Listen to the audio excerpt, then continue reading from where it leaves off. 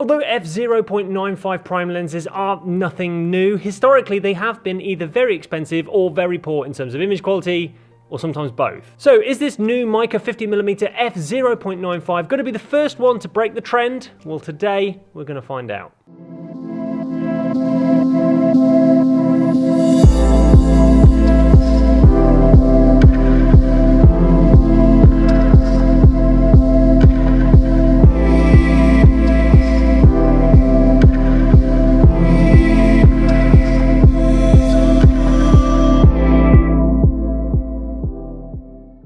Well, one thing's for sure, this Meike lens isn't going to break the bank, because you can pick up a copy of this lens for just less than $250. And I know what you're thinking, well, that means that this is just going to be another plasticky piece of shit, right? Well, no, actually it's the complete opposite. This thing is almost entirely made from metal and feels incredibly solid in the hand, and both the manual and declicked aperture dials operate nice and smoothly. As I've already mentioned, this lens is designed for APS-C cameras, so in full frame terms, this means you're getting an equivalent focal length of around 75mm.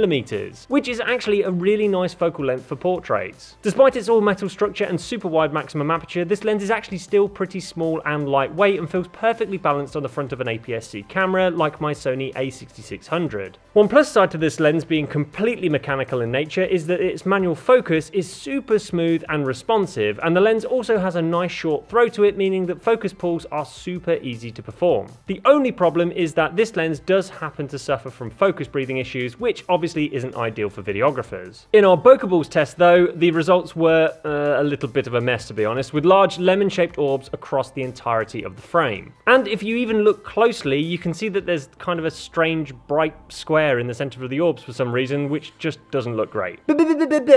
Before you lose faith, the good news is that when shooting at f/0.95, this lens does offer a super thick and soft bokeh, which gives your images a super dreamy feel, as you'll see from the portrait images I'm about to show you in a few minutes. But for now, just sit back, soak it all in, and enjoy that creamy bokeh.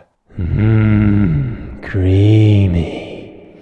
Anyway, moving on. In our lens flare test, it did produce a fair amount of ghosting and artifacting when shooting wide open into bright light, which I can't say I'm all that shocked about considering that it has such a large front element. However, the further bad news is that this lens doesn't include a lens hood either, and there are no discernible fixings on the lens barrel to allow you to attach a third-party one. On a longitudinal chromatic aberration test, this lens creates lime green fringing above the plane of focus, but at the bottom of the chart, the results are actually really clean, albeit for a very, very mild magenta tint. But come on Tom, cut to the chase, how does this thing handle itself in terms of sharpness when shooting wide open? Well, obviously trying to manual focus at f/0.95 is a challenge to say the least, and I'll admit I am not the most experienced when it comes to manual only lenses. But that said, I was still able to come away from my shoot with plenty of sharp-ish shots. Now I say sharp-ish because when shooting wide open, although the results are far from bad, it's still not the sharpest lens in the world, and it does give your images a dreamy, washed out kind of look. But personally, I actually really like the look it gives, but if you don't for whatever reason, then you've got two choices. You can either continue shooting wide open and just decide to clean up your images later on in Lightroom, and I found that the de-haze slider in particular does a pretty good job of getting rid of that hazy effect. Or you can close down the aperture to around f2, because I found that not only does this almost entirely remove the haze effect, but it also makes it a hell of a lot easier to focus with. Plus your images will be miles sharper too. And if you don't believe me, here are two shots taken from the exact same distance. One was taken at f/0.95 and one was taken at f2, and as you can see, the f2 image is absolutely pin sharp and also has better contrast now that the haze is gone. I should also mention that the minimum focusing distance of this lens is around 45 centimeters, so you can achieve some really nice tight close-up shots with it too, which is a nice bonus. One thing that did impress me about this lens actually is that there's barely any vignetting, even when shooting wide open at f/0.95, which to tell you the truth is something even very expensive lenses seem to struggle with these days. So, should you buy this lens? Well, if living without fancy autofocus doesn't really faze you and you're just looking for a relatively inexpensive portrait lens that is capable of producing dreamy portraits with bags of bokeh, then this option from Meike is certainly one to consider. However, if you're looking for a 50mm lens but you really can't live without autofocus, then good news because I've got you covered. Make sure you check out this video here where I compare 4 autofocus options for Sony APS-C cameras.